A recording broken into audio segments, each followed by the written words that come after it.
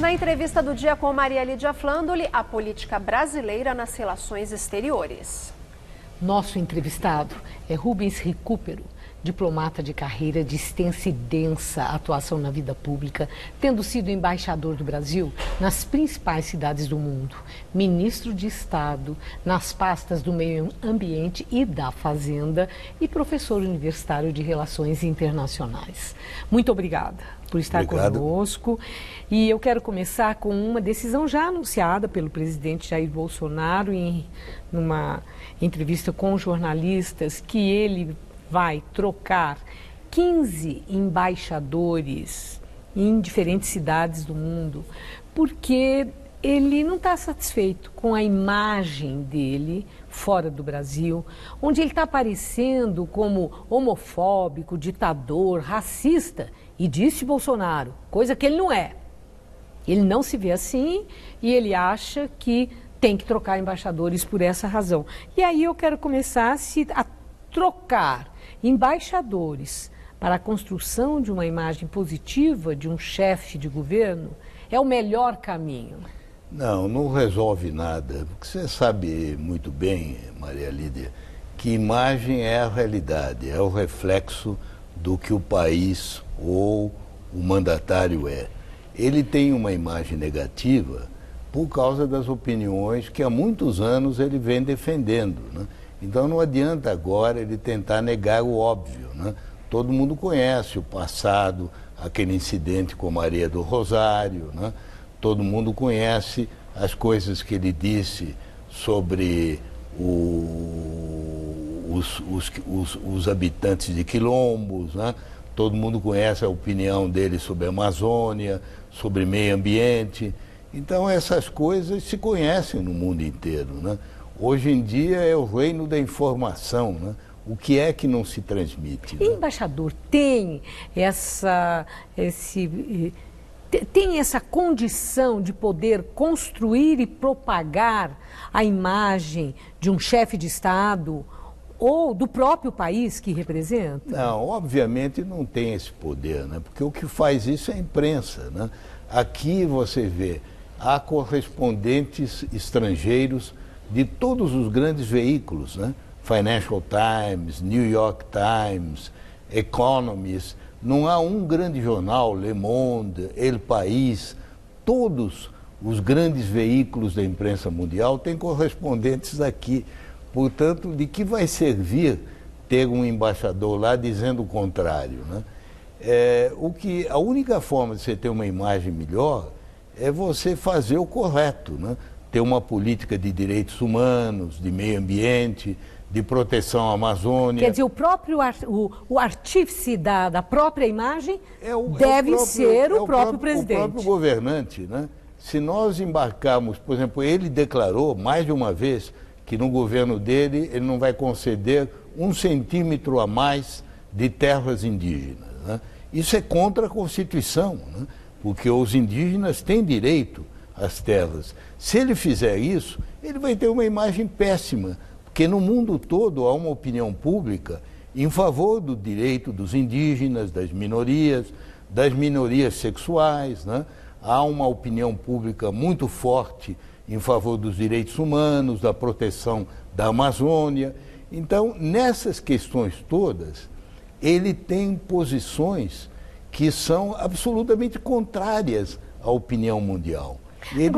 Embaixador, eu peço desculpas, mas são tantas as questões. Claro, muitas questões. Aí, no caso, nessa troca de embaixadores, o critério de escolha, no seu entender, com a sua experiência, que é tão extensa e tão densa como eu anunciei, o critério deve ser a escolha por um profissional de carreira, ou essa escolha deve passar também pelo prestígio pessoal, pela representatividade, pela formação cultural, pelo refinamento no trato com interlocutores, da pessoa a ser escolhida.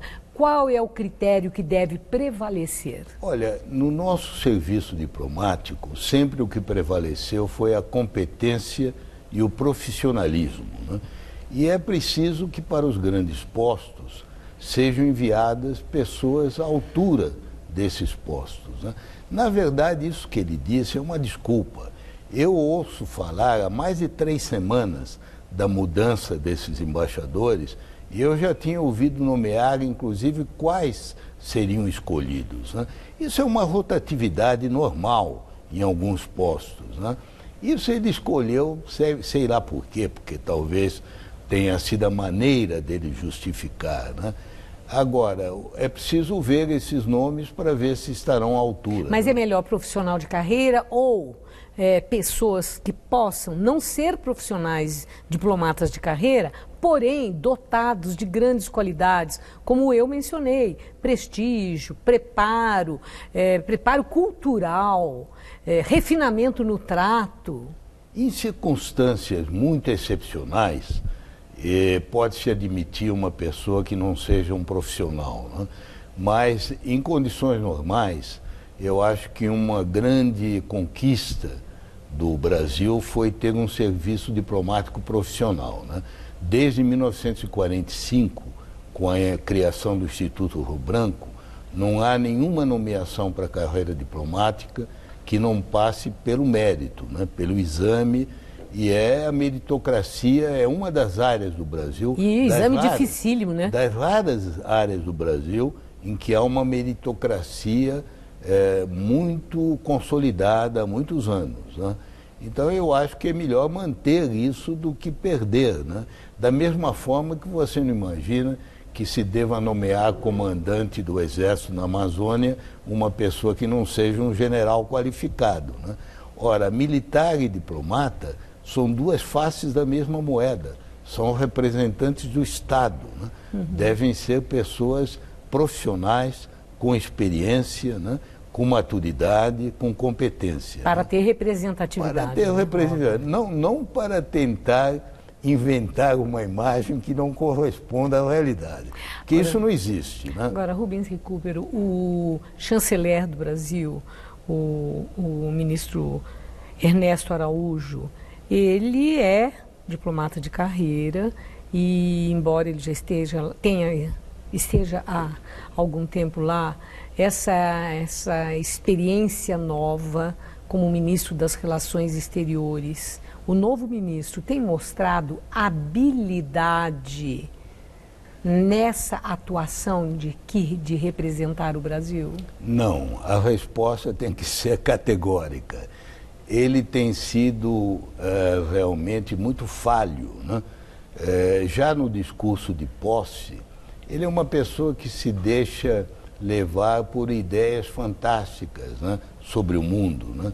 Tanto ele como o próprio presidente, na mensagem ao Congresso, dizem que o Brasil vive há décadas uma ofensiva contra os melhores valores da civilização judaico-cristã. Então, na base desse fantasma que eles inventaram, eles construíram uma política externa descolada da realidade. Tanto assim que, na verdade, nós temos duas políticas externas, né? Uma que é essa política fantasista, ideológica, inspirada pelo Steve Bannon nos Estados Unidos e pelo discípulo dele lá, o Olavo de Carvalho, né? E uma outra que é a política do general Mourão, que essa sim é uma política sensata, realista.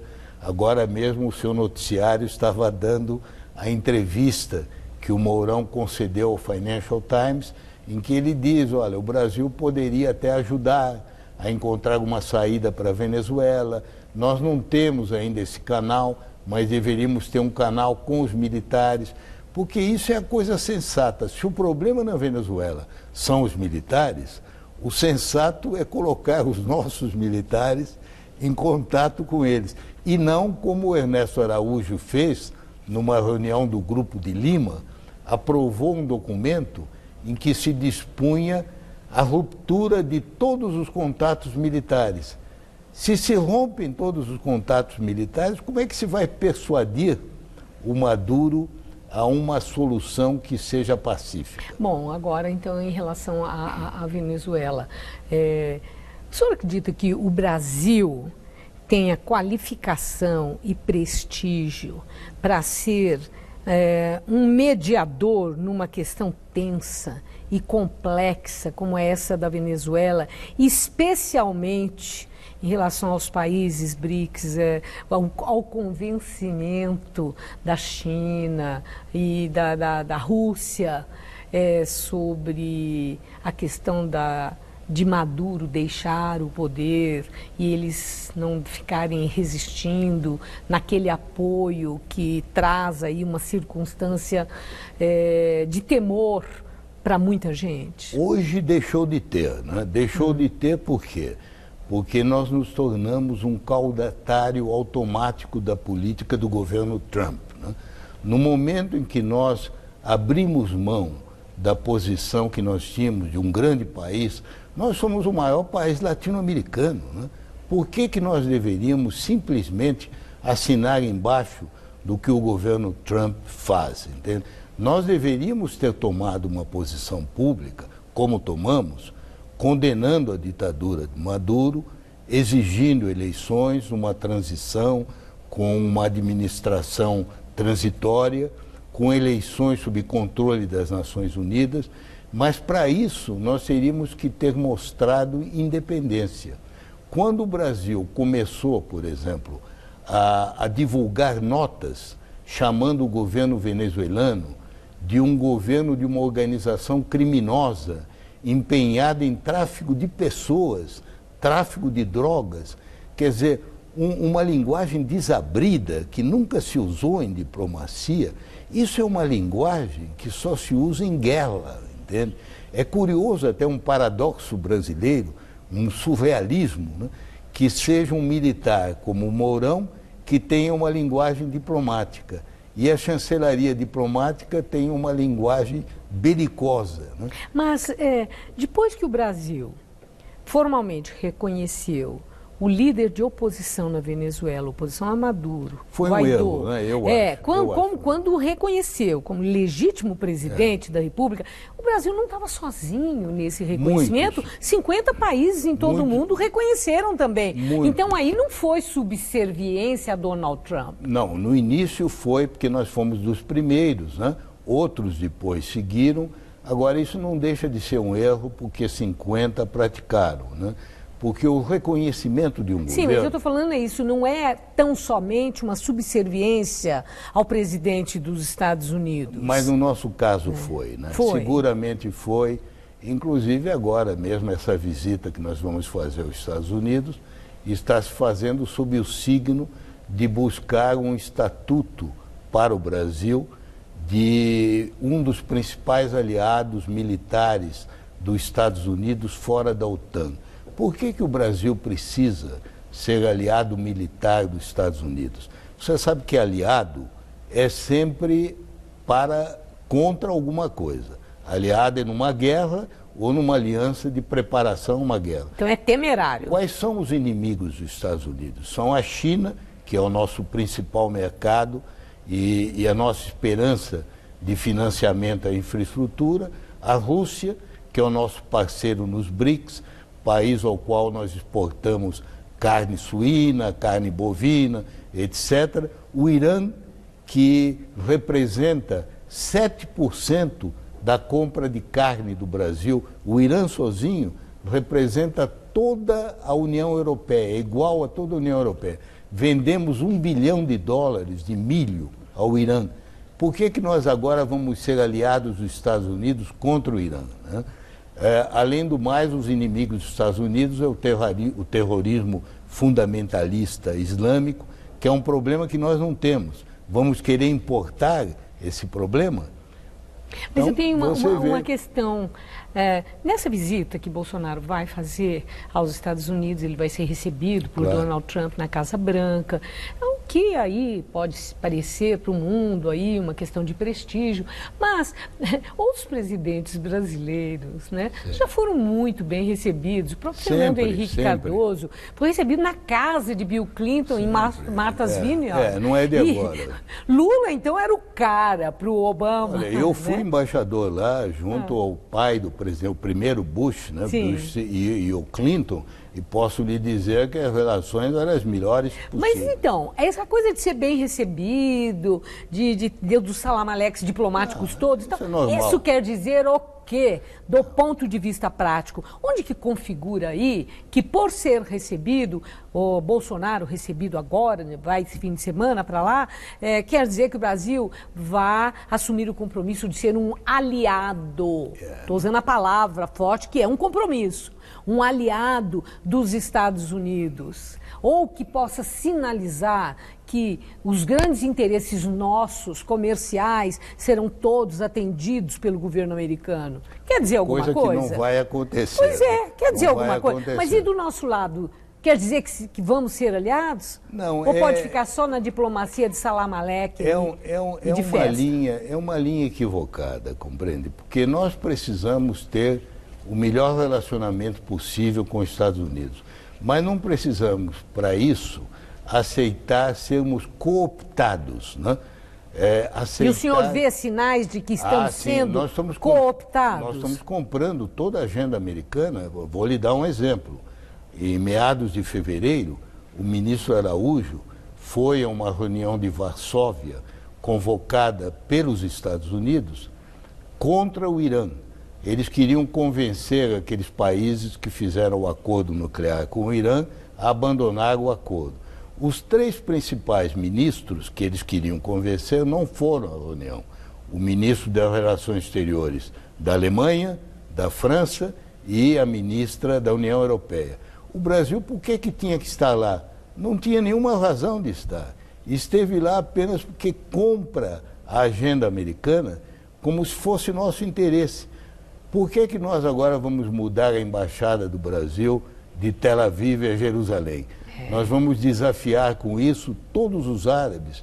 Você sabe que 49% da exportação brasileira de proteína animal, isto é, carne bovina e carne de frango, vai para os países árabes e para o Irã. Bom, eu vejo a complexidade e a gravidade de todos das relações exteriores, de todos esses atos, essas decisões, e vamos aguardar para verificar o desenrolar dos fatos, e eu espero que o senhor volte para uma nova análise, já com maior definição dos resultados do que possa estar acontecendo. Perfeito. Muito obrigada, Rubens Recupero, por sua entrevista, pelos subsídios para nossa compreensão. Uma boa noite. Boa noite, eu é que agradeço. Laerte.